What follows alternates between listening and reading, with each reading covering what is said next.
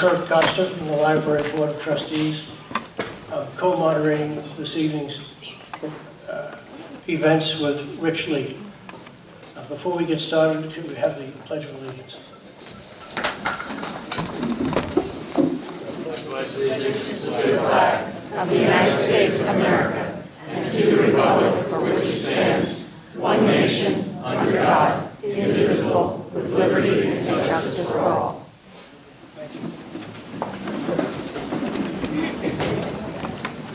Thank all of you for coming out this evening. The Meet the Candidates Night is technically sponsored by the Board of Trustees of the library, not the library itself. But to be sure, the library staff is a very big help in getting this put together. Let me introduce the board. If they'll stand up, please. Pete Wendrinkowitz.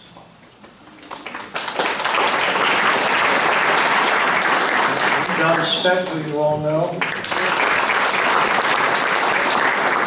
Richard Wolf, who is the president of the board.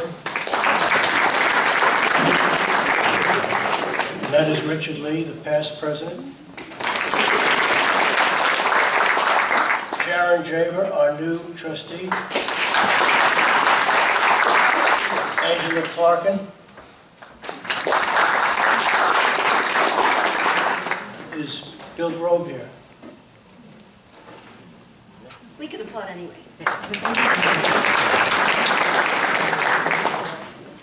And representing the library is Kurt Hadler, our director.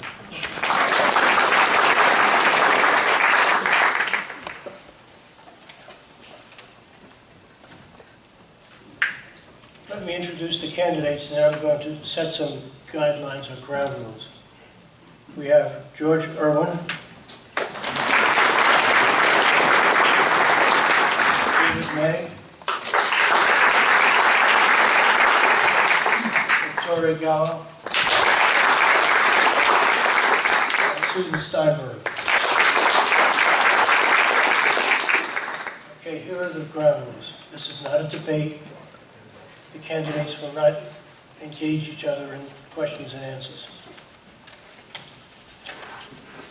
Nor will there be audience participation. We're all here, as in past years, to learn, to listen. After the formal part of the session, the candidates will gather at the 4 round tables in the corners of the room, and you can pick up their literature, discuss anything you want with them one-on-one.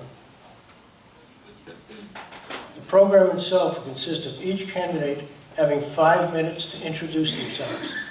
Whatever they want to say in those 5 minutes is fine. Then comes the questions. Now, we have learned doing this over a few years. There'll be a series of questions, 3, possibly 4. The first question, which is one of the tougher ones, was given to the candidates last Thursday. So they've had a chance to wander over that one.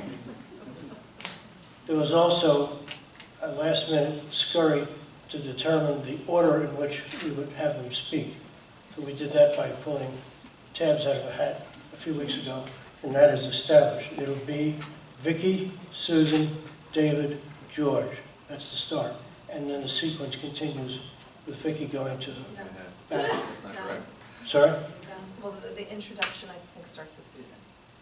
Then the first question. Correct. Right. You're the first. Yes, the first question. Right. Thank you. One last word. Under advice of counsel, that is the council's counsel, the attorney to the council of the Township of Mahwah. Councilman Irwin and May have been advised not to speak on matters that are subject to current litigation. Vicki and Susan have agreed to abide by the same principle. So without any further question, I'll invite Vicki up. Susan. Susan. Yes. Yeah. Just introduce yourself.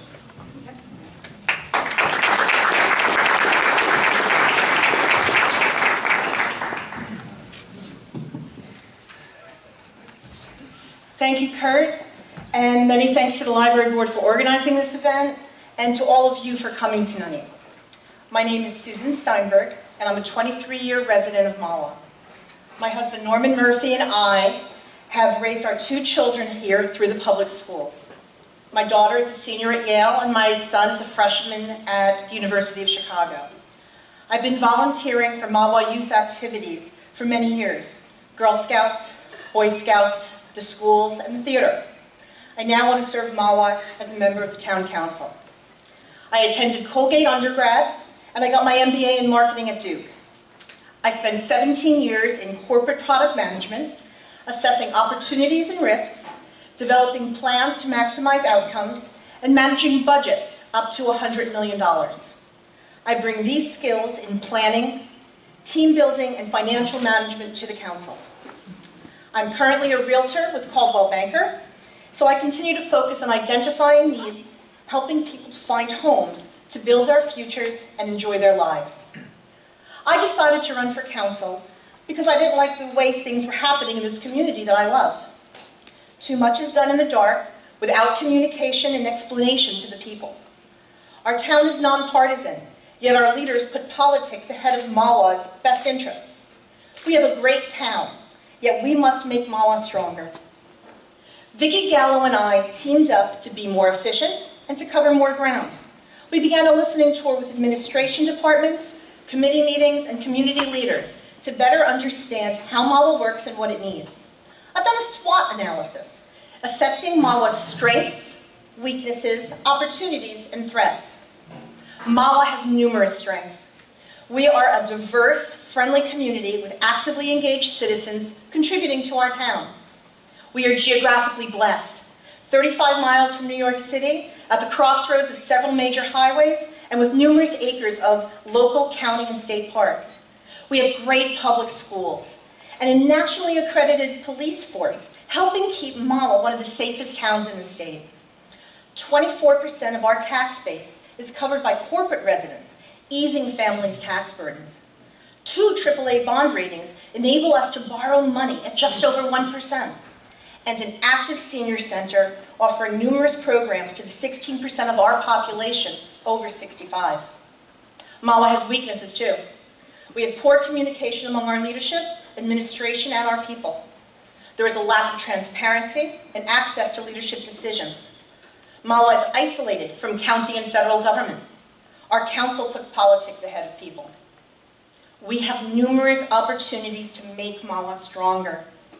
We can provide transparency by turning council meetings into public work sessions, by asking questions, presenting facts, televising meetings, and actively disseminating information across numerous platforms. We need to work cooperatively with the administration, with county freeholders, with state and federal representatives. We need to continue joint efforts to work with other towns, as we did with the Ban the Pipeline campaign, to make our New Jersey legislature change affordable housing rules so that they are based on community needs, access to jobs and transportation, and not just open space. We need to protect our community by instituting a water council to care for our single-source aquifer and protect the quality of our water. Enhance and enforce our zoning laws to ensure that Mahwah continues to be the community we love. And investigate the start of a Shade Tree Commission. We need to promote our economic well-being by controlling expenditures and investigating shared services and equipment, and seeking new revenue sources by forming a focused grant committee and establishing an economic development council to attract new business to our town. We must continue to identify ways to enhance our quality of life. We should consider revamping our downtown area, making it more of a destination. Plus, our citizens would welcome more commuter parking, a safe dog park, and a bike path. We also face threats: expensive ongoing litigation, civil rights investigations, court-ordered affordable housing coupled with affordable housing that expires. A council that reacts instead of planning ahead. Poor public opinion of Mahwah due to the bad press, which threatens many of our strengths. Mahwah's people deserve more.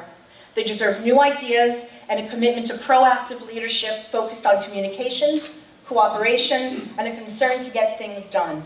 I'm committed to Mahwah and its future, so please vote for me, Susan Steinberg, on November 7th. Thank you.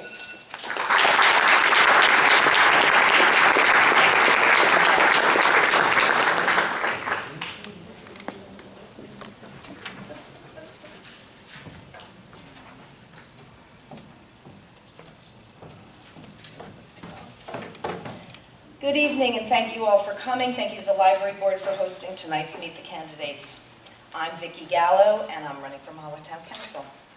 When I moved to Mahwah 20 years ago with my husband Michael, we had two 2-year-olds and a 1-year-old. Emily, Daniel, and Thomas attended Mahwah Public Schools from kindergarten through 12th grade and are now in college. I earned a Bachelor of Arts degree at Fordham University, majoring in political science and philosophy. I worked at Newsday newspaper for 10 years as an editorial assistant before moving to Mahwah, and have been working in the Mahwah School District as a substitute teacher for the past 13 years. My service to the community has been as an involved parent in the schools, scouts, and church. I was a committee chair for Boy Scout Troop 258 for 4 years, and I taught religious education and am a Eucharistic minister at St. Paul Church in Ramsey. I've been politically active, attending council and board meetings for many years, focusing on issues that impact our quality of life in Mahwah. I supported the Stop the Mall referendum. I backed the effort to reduce the size of the pilot truck stop. I support the Coalition Against the Pilgrim Pipeline, and I advocated for Mahwah to recognize Gun Violence Awareness Day this past June. Over the past few months, we have knocked on 2,000 doors in town and have met nearly 1,000 people. Everyone we have spoken with loves living in Mahwah because of the affordable taxes, great schools, safe community, and access to parkland and open space. I found that overwhelmingly, Mahwah citizens share the same goals and concerns. I'm committed to protecting our resources and quality of life for the next generation. The concerns we heard most from residents are affordable housing, the threat of overdevelopment, and the lack of confidence in our town government. I am running for town council because I'm concerned too. I'm concerned about the impact of state-mandated affordable housing and how that will affect our taxes and quality of life. I'm concerned about the safety of our water and want to ensure that our most precious resource is managed and protected. I'm concerned about keeping our taxes low by attracting new businesses and staying within the 2% spending cap. The thing I'm most concerned about is the discord and division in our town hall. How will we be able to tackle all of the challenges facing our town if we are so divided? Mahwah needs responsible leadership. There is a need to take politics and personal agendas out of the process of governing Mahwah. Let's put our heads together and find the best path forward. When I attend town-wide events, board meetings, commission meetings, when I work in the public schools, when I go to the library, football games, people in Mahwah speak with respect and act professionally. The atmosphere is positive and congenial. Why is it then that town council meetings, the level of hostility and poor communication is not reflective of the standards we hold elsewhere in town? What I see are confrontational battles between the council and administration and police chief with highly charged inflammatory statements. Residents who tell me they have attended recent council meetings or read about them in the newspapers are shocked and disappointed at the tone and tenor of recent meetings. This is not reflective of our town. If I have the honor of serving on the council, I will work to foster cooperation, not conflict and division. I will work together with the other council members, administration, and community members to reach our common goals. I will listen to all sides of an issue, do my homework, and then I will vote, keeping Mahwah's best interest in focus, not my personal agenda. Information needs to be communicated clearly and effectively, and then made accessible to everyone, so that fact-based decisions can be made. The people in Mahwah should not be relying on word of mouth or social media to be informed of what's going on in our town. Town council meetings need to be televised and widely available to all. Disinformation, opinion, gossip are being disseminated on social media. Our council members are contributing to this and have not established a means to communicate directly to the public. I propose creating a council corner on the town website, which can also be printed out and made available at the senior center or library for those who are not on the internet. I'm driven by my desire to do the right thing even when it's hard. I'm not interested in simply following along. I will rely on my principles, and I will listen respectfully to all arguments, advocating for common ground and building consensus to solve our problems. I love Mahwah. I couldn't have asked for a better community of neighbors and volunteers to live and work with. Mahwah is a great place to live and raise a family. I ask for your vote on November 7th. Thank you.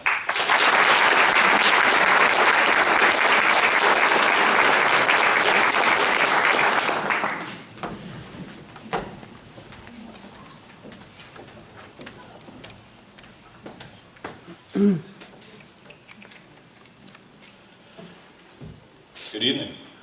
My name is David May, and I'm currently a councilman here in Mahwah. I would like to thank the library board for coordinating this important event.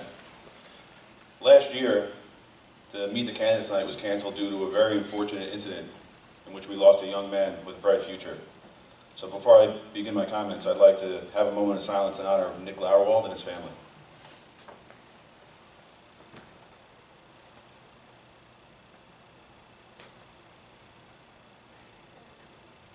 Thank you. I was appointed to the position of councilman back in January of this year and look for your support on November 7th to continue in my position. I would like to tell you about the ways I've been involved in town over the years. I've lived in Mahwah for the past 16 years and have been involved as a volunteer with the town for almost that entire time. My earliest involvement in town began with the Girl Scout program for my oldest daughter. Following that, I was a coach with the Mahwah Raiders as well as a board member. Additionally, I've coached t-ball, softball, and basketball for multiple years, and I currently coach for our rec soccer program, as well as being the Division IV soccer director. For the past 6 years, I've been the commissioner for Mahwah Youth Tennis, which under my direction has grown each year and is currently one of the most popular sports in town. All youth sports are under the umbrella of the Township of Mahwah Youth Sports Boosters, for which I'm an executive board member. As an executive board member, I've worked to reduce our annual operating expenses, worked to increase participation, and was instrumental in finding our current registration provider, which offers a sizable cost savings to the boosters from our previous provider. Outside of the youth programs, I've also volunteered on several town committees. The first being the Beautification Committee, which allowed me to assist in decorating the town for various holidays and participate in town cleanup days. I was an original member of the Cable TV Committee, and I'm now currently the council liaison to that same committee. The Cable TV Committee is responsible for the public access channel and all of its programming. Something new that should be finalized shortly would be the airing of the town council meetings on our public access channel. I am a member of the Recreation Committee, which is responsible for things such as the town-wide garage sale, the fishing contest, and of course Mahwah Day. As a member of that committee, I'm also the chair for the outdoor movie night and for adult tennis. As a member of the Recreation Committee, my question to you is this: why do people volunteer? The number one reason most likely is that they want to make a difference. If you volunteer for any type of organization such as a schools foundation or some sort of awareness organization for an illness or other worthy cause, it's because you want to make a difference and help that organization get to a new level of success. People find something they're passionate about and see how their skills can be put to use to make a situation better. The work I perform as a member of the Mahwah Town Council exemplifies for me what it means to give back to a community that matters so much to me. Mahwah is my home. Mahwah is your home. We are a thriving community of hardworking people who value each other, our history, and our excellent public schools. Entrusting me to make decisions on your behalf is something I take exceedingly seriously. I represent you. I've collaborated, argued, and agonized on your behalf. I believe in this township, and I will continue to bring my values of volunteerism and community pride into all our future endeavors. In terms of my professional background, I've been in banking for 18 years, and I'm currently a vice president of commercial real estate with Haven Savings Bank. More specifically, I provide mortgages on commercial properties. I've been lending on commercial property for the past 12 years and have financed properties from Connecticut down to Delaware, but mostly focused on New York and New Jersey. There are many aspects of my professional career that help me with my duties as councilman in respects to land use, contract negotiations, as well as working with commercial appraisals. I look forward to answering the questions that will be asked by our moderators and meeting with the residents afterwards to discuss the issues further. I hope you enjoy the evening.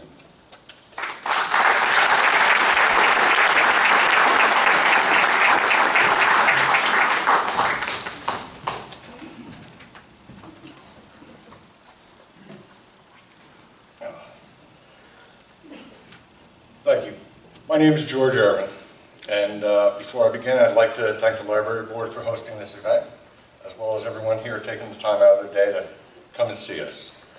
Thank you, Dave, for mentioning about last year with Nick Lauerwald. Although I ran last year, this is my first time actually doing a Meet the Candidates night. Now, a little about my family and I. My wife, Christina, and I both grew up in Rockland County. I in Suffern, her in Spring Valley. We've been married for 28 years, and about 25 years ago we chose to make Mahwah our home. Part of the reason for that is I have a much deeper history with Mahwah than just my 25 years of residency. A lot of family, a lot of friends. I remember as a little kid going with my dad when he worked over by the Ford plant, driving across Black's Bridge and having just a ton of fun with family and friends who live here. But I only have a few minutes right now. I can talk for hours about the fun I had when we were a kid. Academically, I graduated from Suffern High School in 1980, continued my education in Dominican College in Wallville, where I graduated with my bachelor's in the fall of 1983.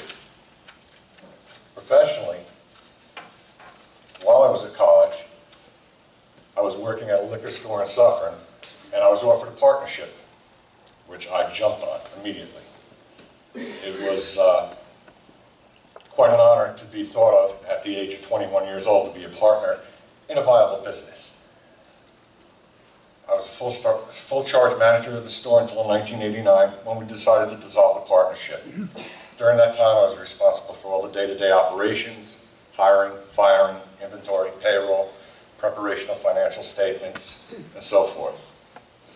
I also, for a brief period of time, sold life insurance and health insurance as a second stream of income, but I found it really just was not my thing. My next career move was into the field of construction. It's upside down. That's all right. Where I quickly moved my way up to senior superintendent. My duties included budgeting, day-to-day operations of various construction projects, employee training, preparing income and loss statements for the job, as well as dealing with a number of local officials throughout the Northeast. Now, community service. It all started with my kids. I got involved in coaching. I've been a member of the Youth Sports Boosters for probably 10 years. I was an assistant football commissioner for several years, and I coached all the sports. But it wasn't just coaching. It was getting involved, running the programs, making sure that they were better for the kids. Now, when it comes to being involved with the town government, for a brief time, I actually coached Mayor Martell's grandsons. And we got to talking, and he asked if I'd like to be on the recreation committee, which I gladly accepted. I've been on there approximately 11, 12 years. When you're having fun, the time just flies. Shortly after that, I was made aware that there was a position that was going to be available on the planning board, and I expressed some interest in that. Unfortunately, Mayor Martell passed away before he appointed me. However, Mayor Capuzzo, going through his files, saw I was still interested, and I was appointed to the planning board. There I served for approximately 18 months until my term was up, at which time the current mayor did not reappoint me. About a year or so later, I was appointed to the Zoning Board of Adjustment by our current council, well, not our current council, the then sitting council, which I served on until this December, when I was appointed to the council after losing the election by a slim margin. And you may ask why I decided to run for council, and last year and again this year, and it's simple. I love this town and all it's given me, so why not give back to the community, which has given me so much? No one asked me to run. Kids are done with school, so I have the time, but more important, I choose to make the time. I believe we need to preserve the character and integrity of our town and still keep up with the times. Things can and do change, but that change cannot go on without diligent planning and management. And I have had the privilege of being part of that for the last 10 months, and would like to continue to do so for the foreseeable future. That's why I'm asking for your vote on November 7th, and I can assure you I will earn it every day after that. Thank you.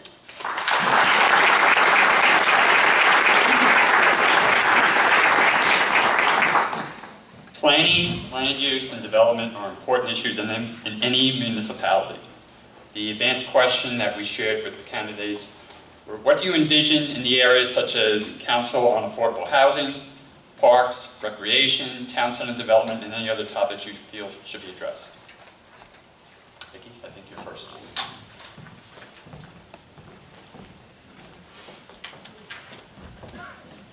Thank you. State-mandated affordable housing is a challenge that Mahwah must manage prudently, effectively, and intelligently. We have already met past obligations by building hundreds of affordable units, many of which have expired. It's frankly unfair that the court is ordering Mahwah and other towns in the county to build more affordable housing units. No one wants to be ordered to build anything in their town. The decision should be left up to each municipality. To make matters worse, the court is basing the number of new units that are required on how much open space each town has available. This doesn't make sense. It will increase taxes and threaten the quality of town services. Wouldn't it make more sense to consider proximity to jobs and transportation? This is not a good formula, and we don't know what our requirement will be.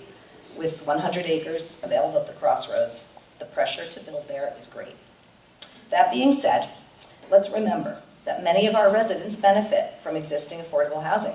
Seniors, veterans, disabled, and low-income families here in town live in affordable housing. These Mahwah citizens, our neighbors and co-workers, rely on affordable housing and contribute to our community by working here, volunteering here, supporting and improving our town. With much of the current inventory expiring, we need to invest in our community so that Mahwah seniors can stay in town to be close to their families. With Norfolk Village getting set to expire in, I believe, 2020, we could consider using our AAA bond rating to take advantage and consider buying Norfolk Village and keeping those 75 units permanently affordable. What else can we do? Well, right now we're in litigation, so our goal is to minimize the number of required new affordable units by maximizing our credit for the affordable units we built previously. We can negotiate a settlement with developers before they pursue the builder's remedy lawsuit, which could bypass town zoning and result in high-density housing.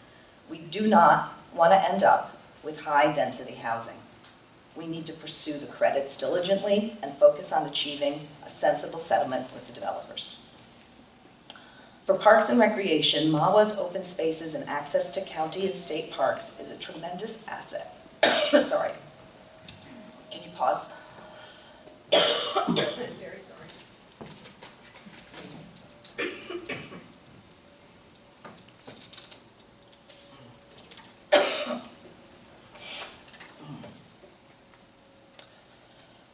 Sorry about that. Mahwah's open spaces and access to county state parks is a tremendous asset for our town that Mahwah residents and families enjoy every day. I support sensible, constitutionally valid methods of regulating the use of our town parks and recreational facilities that are not overly intrusive to Mahwah citizens who want to use the parks with their families. We should be looking to the future, considering new ideas of enhancing our parks. The new rain garden at Winters Pond is a perfect example of an environmental commission project, with the help of a grant to install an environmentally friendly garden for all to enjoy. Other ideas such as installing water filtering stations for drinking water, creating a dog park or a bike path, an ice skating rink at Continental Soldiers Field should be considered. For town center development, the town residents have wanted to develop the area around the train station for years. Right now, we have a rare opportunity to develop an attractive downtown area on both sides of the train station, with the possibility in the next 10 to 15 years of a one-seat train ride to Manhattan. We could see a dramatic increase in the value of properties around the station.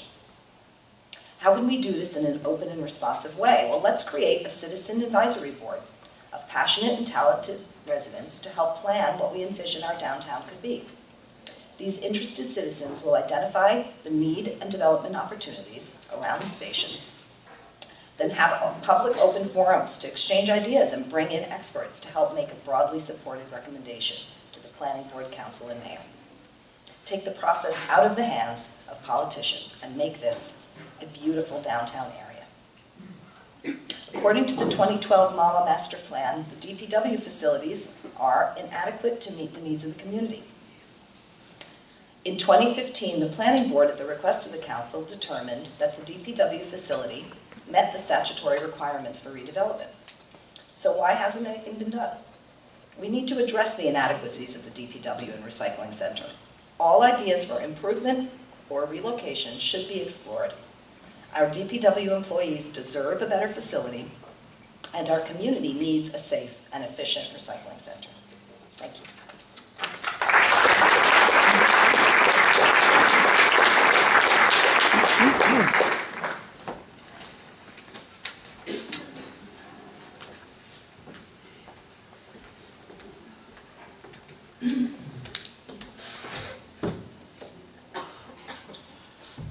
Affordable housing is one of the most important issues facing our town and our state. It might be the most important issue, as it will ultimately affect various other aspects of our town, and if done incorrectly, the effect will be very negative. I don't believe anyone disagrees with the existence of affordable housing and the benefit that it provides to those in need. I do believe that too much of it can change the fabric of our town, especially if it is not handled correctly. Let's dive into the numbers. As of today, the Fair Share Housing Center in the state of New Jersey says that Mahwah should build 1,000 affordable housing units. That number is 1,000 only due to a cap. They really wanted us to build over 1,900 units. But let's focus on the 1,000. For every affordable housing unit, a developer would want to build 4 market rate units. So now the total number of units to be built is 5,000 units. There is approximately 9,800 households in Mahwah right now. So based on the current mandate, we would have to increase the number of households by more than 50%. Now let's talk population. If we average 2 people per unit in those new households, we will be adding 10,000 people to our current population of 26,000.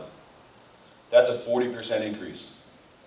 If each of those units averaged 3 people, that would be 15,000 people and a 58% increase.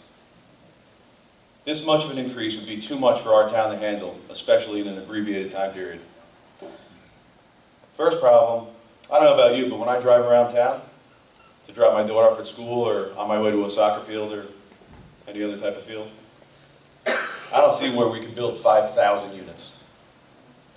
Next, what would this do to our traffic patterns on our roads and our infrastructure? Anyone here like sitting on Franklin Turnpike on Friday nights, on your way home, or on your way to dinner? How about sitting on Route 17 North? I don't enjoy it. And I'm sure our residents on and around Meadow Ave will not like the traffic increase they would see. Also, the question mentions parks and recreation. As I'm very involved with the sports programs in town, I know that our fields are stretched to the limits with usage right now. Where are we going to put an additional few thousand kids? Will we have to revisit the proposed field by Apple Ridge from 15 years ago? That didn't work out well the first time. With such an increase in population, we will need to add more emergency services, and our volunteer fire and ambulance will probably no more, as they are struggling with volunteers right now. What this all means is that ultimately, your taxes are going to go up significantly. And I know that this is not what's right for Mahwah. Now let's talk about need. Is there a need for some affordable housing? Yes. Based on the report issued by the state, the need is clearly identified to be senior housing. One problem is that they cap how many affordable units can be senior housing at 20%. Although 60% of the need throughout the state is for ages 50 and over. I'd also like to see additional housing units for people with special needs and also housing for our veterans. So where do we stand right now? We are currently negotiating with developers who have land on which they would like to build residential housing. I cannot discuss where we are with those negotiations, but I can say that we are fighting on behalf of the residents to get that number down as much as possible. I do believe that everyone will be happy with the final number once we can announce what that is. I have been a major component in these negotiations, as I have found additional units to be counted towards our credits that would have gone uncounted otherwise. That alone has brought our final number down. I hope that I can earn your vote on November 7th so that I can continue to be part of the discussion and work towards preserving Mahwah for the future.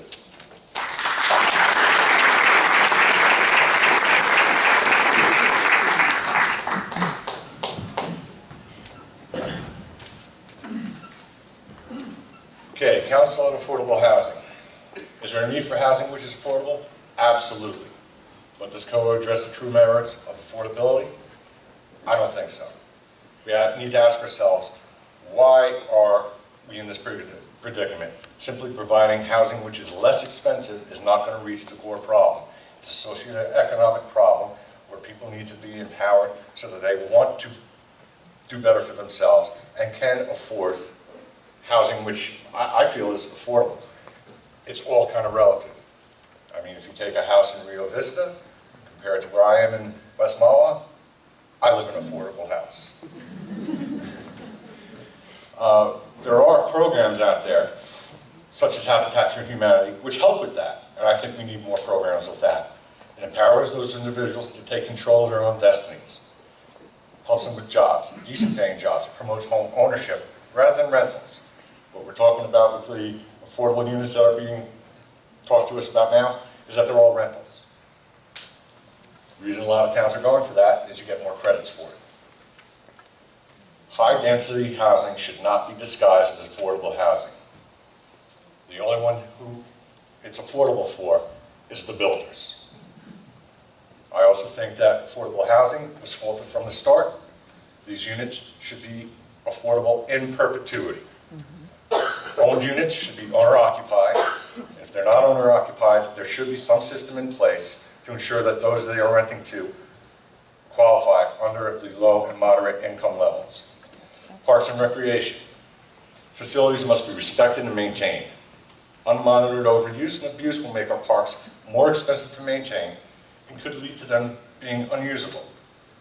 What's wrong with having everyone who uses our parks, residents and non-residents alike, assist in the cost of maintaining them? That's all I'm going to say about that. Town center development. Currently the downtown along King Street and Ramapo Ave is zoned B10, neighborhood businesses. To put high density housing there, which has been proposed in the past, I think would be a huge mistake. Also, pilot programs should never be used for residential development.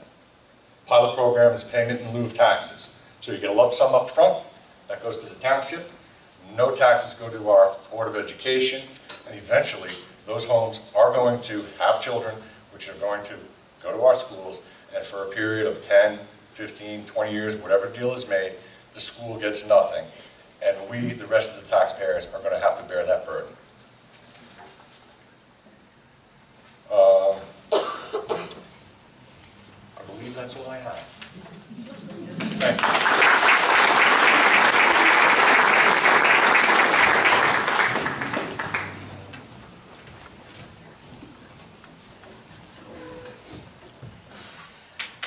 Planning and zoning are the hearthstone of a community. Having a plan that segments Mahwah into different areas for homes, business, shopping, and more is critical for sensible development.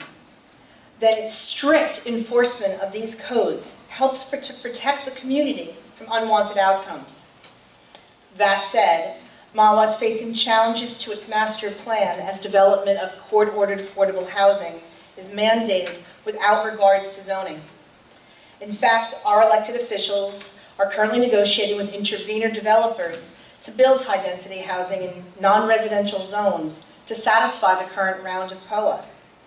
There's little we can do now, but there's another round of COA coming in 2025. This council needs to take action now to prevent the negative impact of the next wave by working with other communities and state lawmakers to change the laws of our state.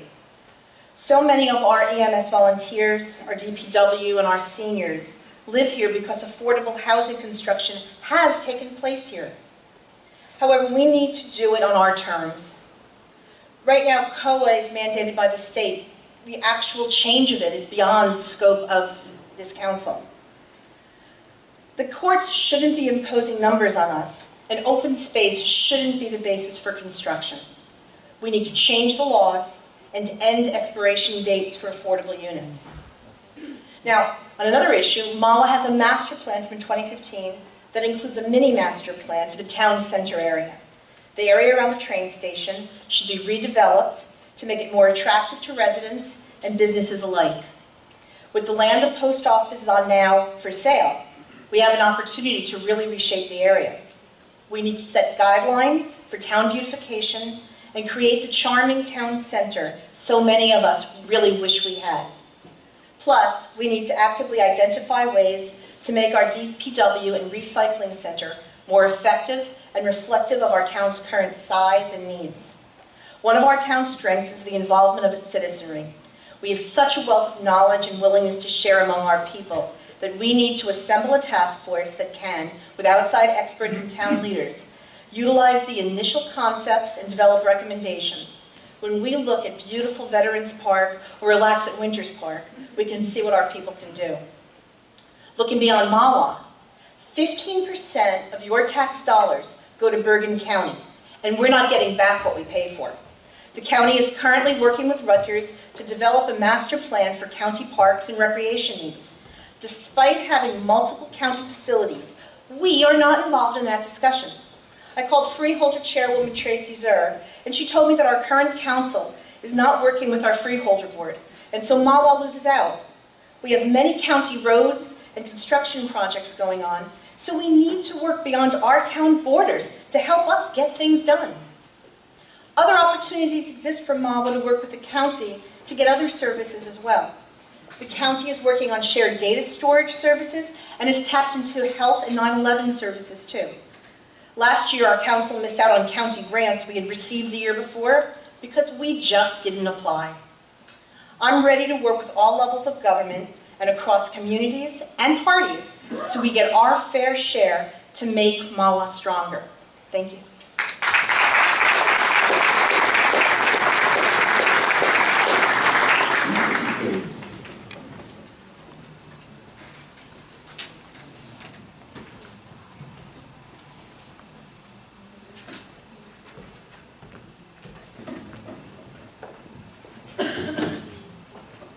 Consideration for Dave and everyone else that follows him. We want to share the next question and give them a minute to gather their thoughts. There are a number of issues related to the environment that are currently of concern. Protecting our single source aquifer, Pilgrim Pipeline, traffic congestion, deer population, as well as ground and air noise pollution. We would like our candidates to share their opinions on these concerns and how they would address them if given the opportunity. And I'll just let the clock run for a few seconds to give Dave a chance to gather his thoughts.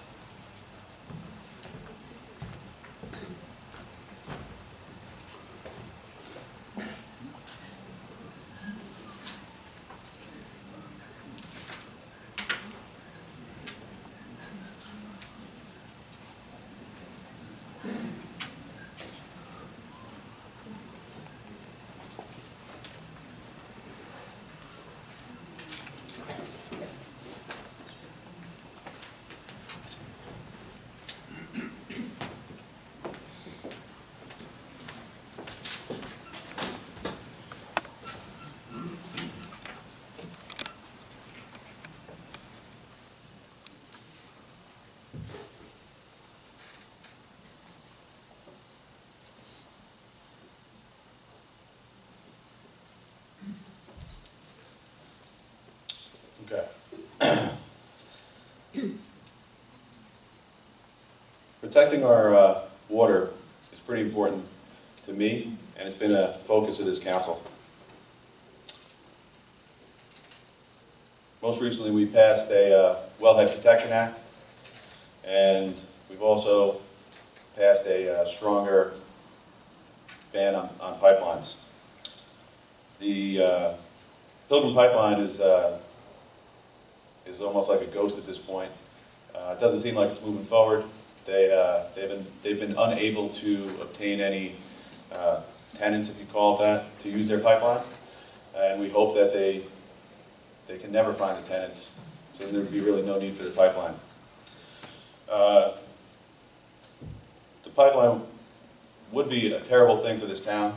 If anything was to ever happen, any type of catastrophe with the pipeline, it would affect our soil, our land, our water, and that was the point of the Wellhead Protection Act. The Wellhead Protection Act was requested for close to 10 years, and previous councils didn't focus on it.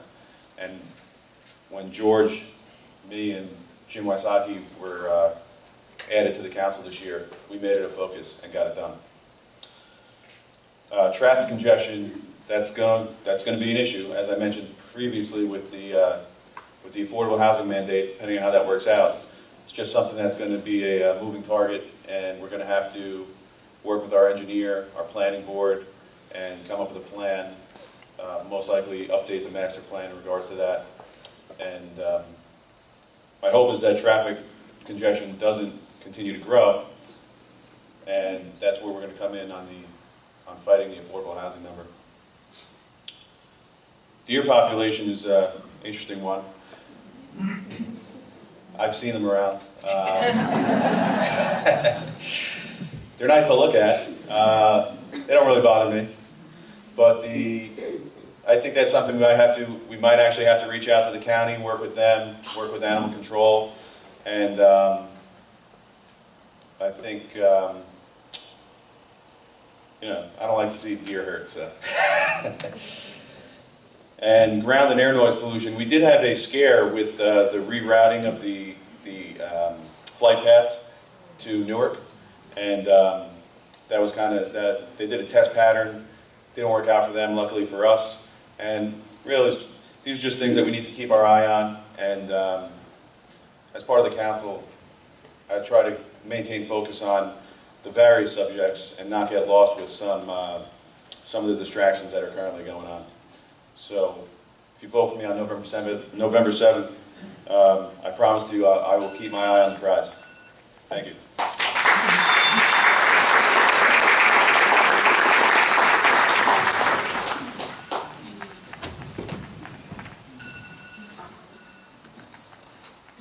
I'll let you reset. Good? Good. Okay. Okay, our single source aquifer. We have the Rampo River. We've been told, and I truly believe, it is pristine water. Overdevelopment, high-density housing is absolutely going to adversely affect our aquifer. Number one, excessive usage. We don't want to end up having to buy any water, really, from Suez. We'd rather be in a position when, if our neighbors need some, we can sell some to them, because we're fortunate we actually own our own water company. And if you think about the need for water, just look at New York City. They don't have their own aquifer. They get all theirs from upstate New York. So we really have to protect what we have. Pilgrim Pipeline, I've always been against it. Has no place being built whatsoever, especially since this is not a utility. And they thought they were going to try to get in under the guise of using utility easements, but it's not natural gas, it's not electric, it doesn't belong there. Deer population.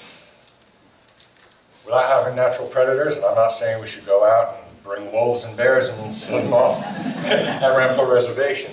Problem with deer population, it's becoming larger and it's becoming unhealthy, which can lead to disease. And I think we really have to get involved with the New Jersey Fish, Game, and Wildlife Department.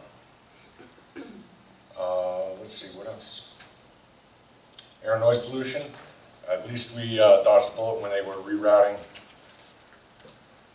Teterborough's air routes. And I think we still have to keep an eye on some of the local roads, specifically at night, like Route 287, when the large tractor trailers come down and they hit their Jake brakes. Probably wakes everybody up who lives in the condos right along there. So again, though, that's the thing of putting an ordinance in that's requested by the public, but not only that, but enforcing it. Thank you. Done.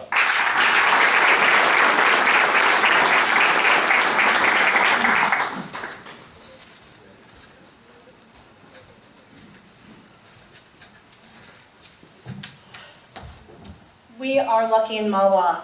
We have one of 7 sole source aquifers in the state of New Jersey. And because we have that, we have very high water quality, and we have lower water rates that we pay for it than our neighboring communities. However, even at our current level of population, we are forced to buy some of our water today. And the water that we purchase is not as high a quality as the water we currently get from our Mahwah aquifers. So protecting it is absolutely essential. We need to make sure that we do something as best as we can.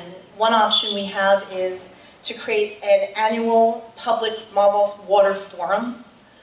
We have some people in our community who are passionate and very knowledgeable about water, and they would be happy to help lead this charge.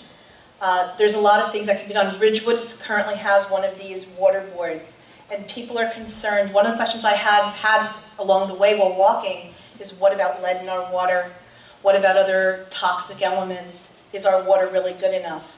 And having people focus strictly on water quality would be wonderful for us. We're also concerned about wells that are up near the Sheraton Towers. We need to make sure we're taking care of those as well, should any development be going on up there. The Pilgrim Pipeline, as previously mentioned, it's sort of hanging out there. It's not really happening, and we don't want it. Fortunately, our council has acted to keep us, hopefully, from having one. And let's just hope that FERC doesn't take it over, and then our plans may change. As far as traffic congestion goes, it's horrible. As said earlier, Friday nights on 17 on Franklin Turnpike, it's just abysmal. Well, one of the things we can hopefully do towards that is increase commuter parking. Maybe we can get more people to commute via mass transit instead of driving. And if we had more opportunity and more places for people to park, maybe that would be the case. As far as our deer population, I swear, these deer are looking both ways before they cross the street. You see them outside. I mean, I found myself saying, it's okay, you can sleep on my lawn, I won't bother you. It's kind of crazy. People with gardens are just insane because they cannot grow vegetables and because the deer gets into everything. Thank you. We need to do something. We need to protect our environment. We need to protect ourselves against ground pollution and noise pollution. Thank you.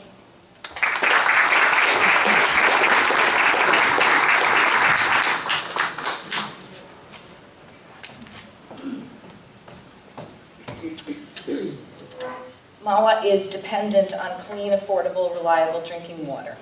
So we should continue to take care of our wells and our well water, so that our well water costs can be much less, and we won't have to rely on Suez water. So I know that's already been said. We are doing that. I know that we went to an environmental commission meeting, and they had a presentation, and they are currently starting a new well maintenance program, so that we make sure that our wells are kept, in the best shape, and that we get the most production of water from them. So that's good. The water forum would be a fantastic idea. We can model it after the Ridgewood Forum, and it would be an opportunity for residents to get more information. Where does our water come from? How can we, what measures can we take for conservation? And how can we ensure that the contaminants are identified? And when a report does come out, have somebody explain it to us. And not just, sometimes we do get, of course, the report by mail, but it would be nice to be able to go and ask questions to someone. Conservation of water is very important. It would be nice if Mahwah sponsored or suggested ways that maybe sprinkler systems could be low flow, or people could really be more observant and more careful with their water consumption. The Pilgrim Pipeline is obviously very important issue for our town. Bakken oil, one of the most toxic oils, flows from one direction from Albany, proposed to flow from Albany to Linden, New Jersey, where it would be refined, and then the oil would flow back on the other pipe back to Albany. So but when there is an oil spill, because for all the other pipelines that have been built, there is almost always a spill. So we have to be incredibly, incredibly vigilant and make sure that if the Pilgrim Pipeline submits their permit, that we need to be ready so that that we can prevent them from building. Moving to the deer population, it is definitely an issue. People definitely have talked to me about it. There are other towns that have taken measures. We need to look into it, we need to research it so that we can keep animal control. let's see, I'm sorry, traffic congestion is a big issue. If we do end up developing at the crossroads, I think that should be a very important consideration, is adding commuter parking lots so that people could carpool. And noise pollution, I don't have an answer, but I'll get back to you. Thank you.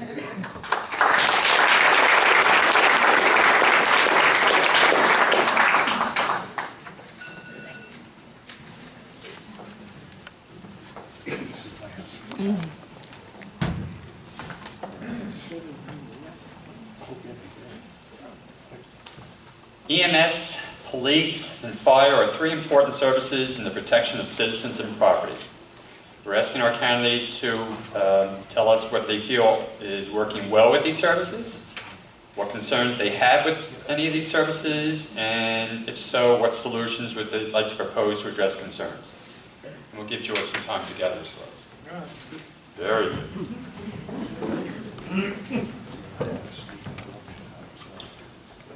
I think our police, fire department, and EMS are doing a fantastic job. I mean, we all really should be tipping our hat.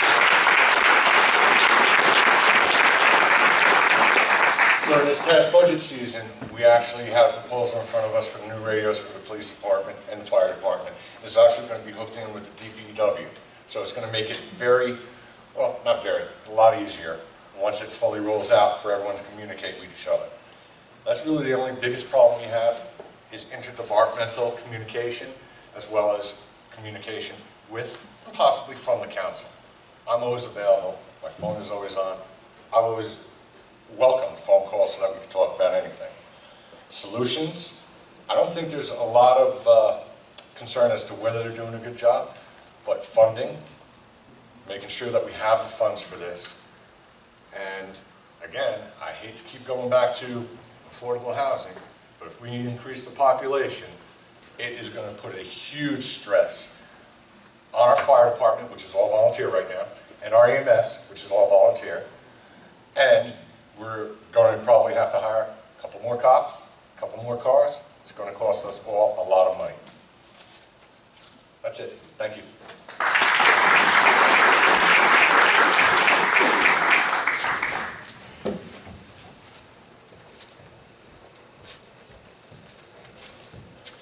I second, our EMS is pretty tops.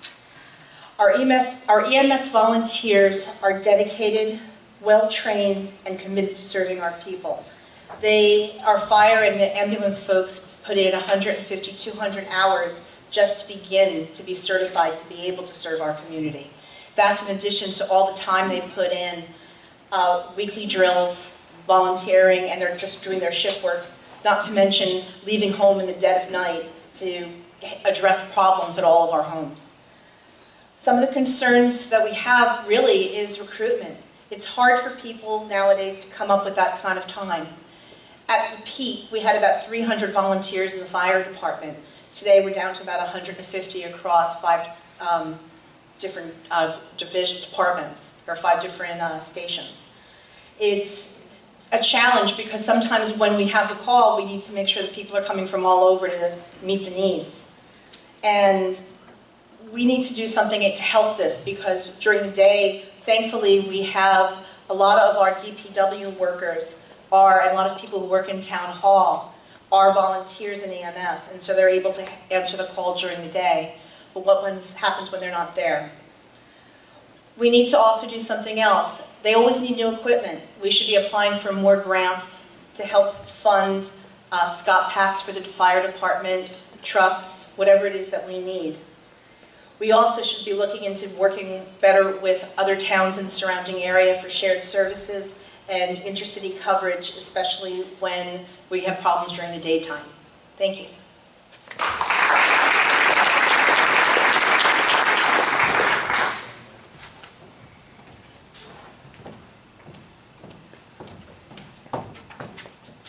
When speaking with a friend of mine who's on the EMT, one of the things when I asked him, what needs they had was volunteers. That is really the biggest thing that he talked about.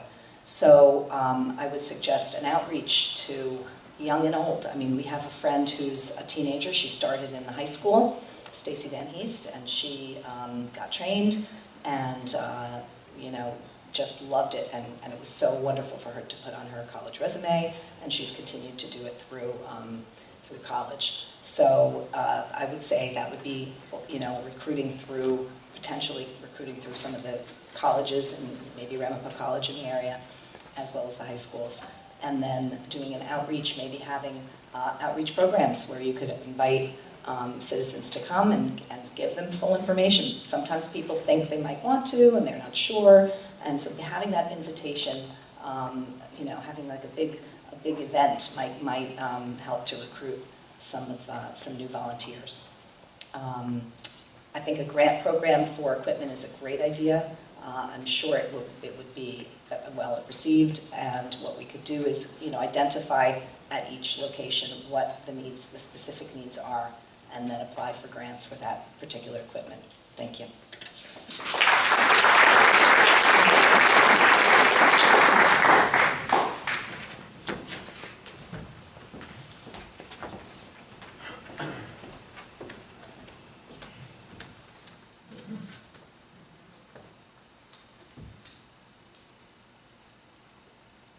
Well, I definitely appreciate our police, fire, and EMS.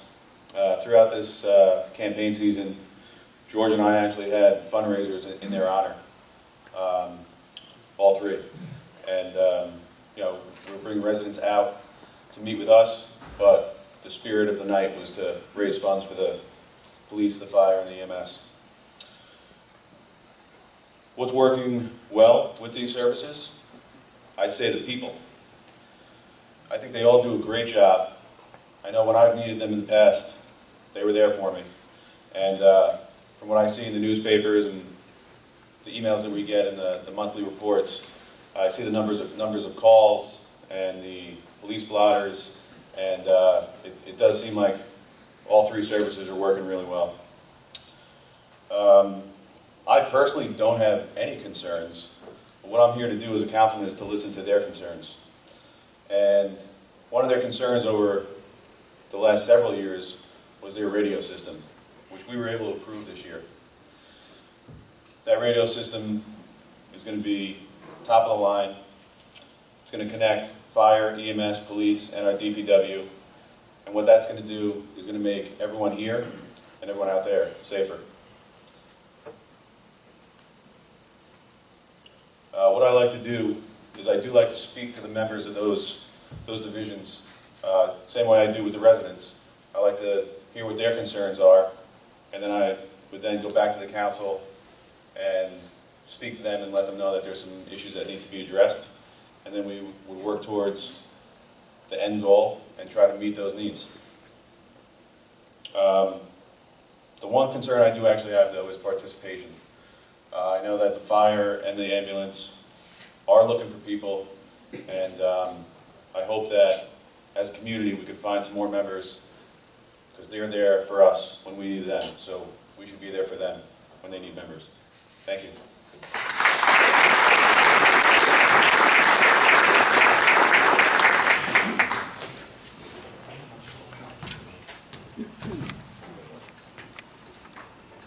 Depends on what it is. Is there time? An hour. Up to you. We have one last question. Should we go back to the introduction order? Yes, we're good. Oh, fourth question. Since we appreciate the candidates staying within the time frame, we've asked them if they agree to do another question, which is, what is your opinion on the use of social media within the town council? And should there be any policies concerning its use? We're going to go back to the original order, and Susan will give her a minute to gather the thoughts.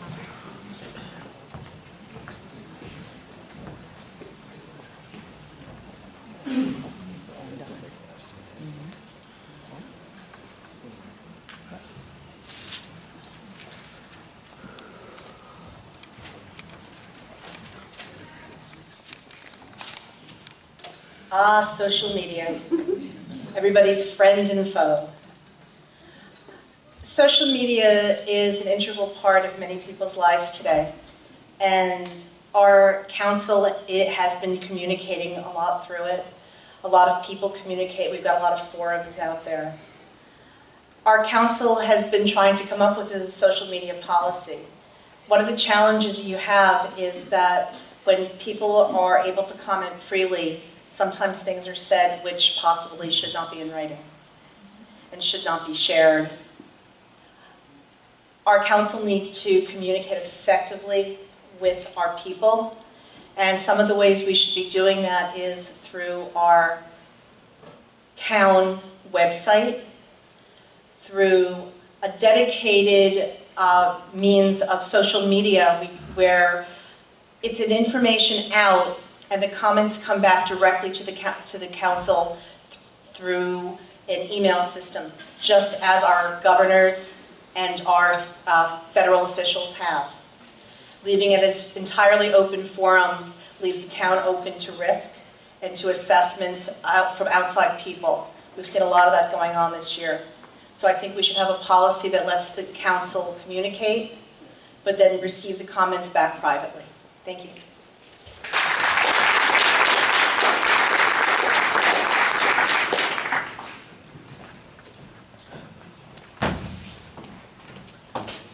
As you know from my opening statement, I do think social media is a problem, because people do feel very free to write things down and to communicate in ways that are not positive, and it's not helpful to our town. And in terms of our council, I think Susan's idea was excellent. We should have definitely need to have a Facebook page for the council. That way, people who are on Facebook would be able to find out what's happening. Very interestingly, through all of the doors that I've knocked on and all the people that I've met, you would be surprised at how many people are not on Facebook. Many of my friends are not on Facebook, and I'm only in my 50s, but people that are older are not on Facebook, and they really aren't even on their computers very much. So coming up with other ways of communication, as I mentioned, is really key to get information, accurate, correct information out to people about what's happening in our town and what happens at council meetings.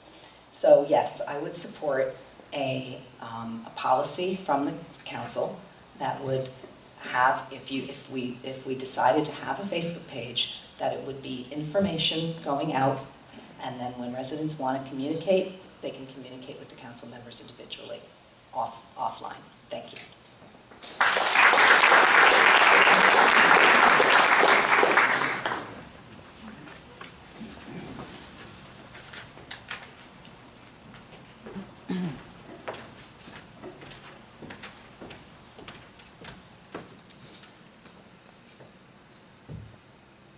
Hi, my name is David May, and I'm addicted to social media.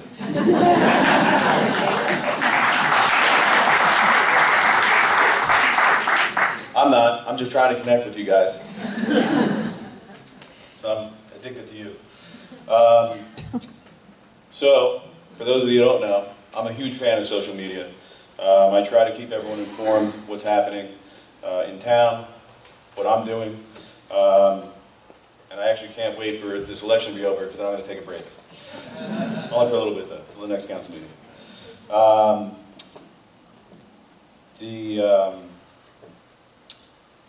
I like the suggestion of the council Facebook page, and that's why I made it earlier this year. I'm actually the chair of the council subcommittee for a town council Facebook page. And we're actually waiting on administration for the social media policy so we can actually implement the Facebook page. That's the only thing that's waiting. So I'd reach out to your administration here in town and tell them to step on the gas. So then we can keep you guys informed of what's happening in town and what the council is doing. Because we do want to be transparent, and I especially do, since I have taken it upon myself to stream the council meetings for the past 3 years. That's pretty transparent in my book.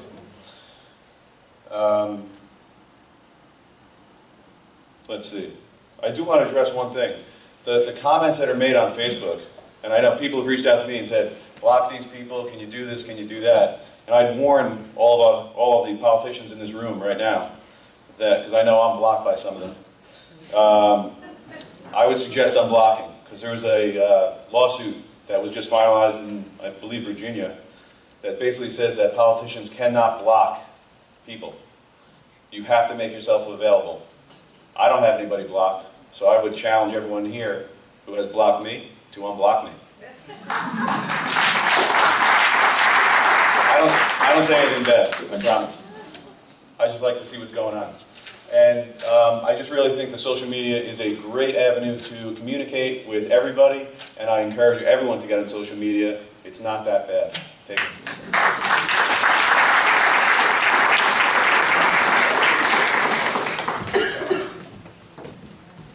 I have to agree, I'm not quite as active as David on social media. I only have my own Facebook page and my council page. But as an official in town, you have to be very careful what you put out there. Say it, forget it, write it, regret it. If once it's out there, you can take it away. If it's a screenshot, it's out there forever. So I choose not to do anything like that. We've been talking about the council Facebook page, and part of it was, again, coming up with the policy. Can we block comments? Is it just going to be informative? Social media can be a very great tool, very useful, but it can also be very dangerous when used wrong. So I think we have to, again, get administration to get us that policy so we can kind of refine it, go back and forth, give us the suggestions, let us know, and put it in place. That's it.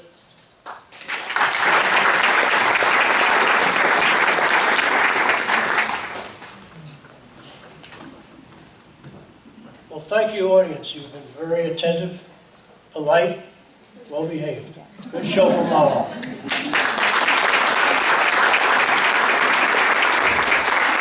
I want to thank the candidates for an evening of thoughtful exposition. They put a lot of energy into this.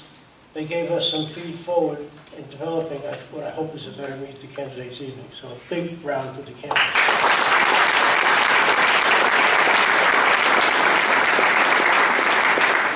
In a different venue, in a different meeting, I would now say the bar is open, but we can't have that. But there are 4 tables, or 3, where you're encouraged to meet the candidates, have a one-on-one conversation with them.